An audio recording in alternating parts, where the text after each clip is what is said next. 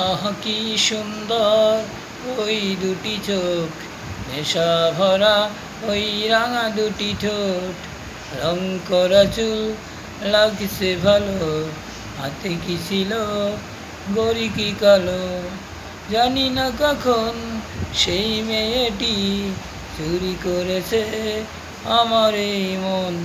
আহ কি সুন্দর ওই দুটি চোখ, নেশা ভরা ওই রাঙা দুটি ঠোঁট, রং করা চুল লাগছে ভালো, ঘড়ি কি ছিল ঘড়ি কি কালো।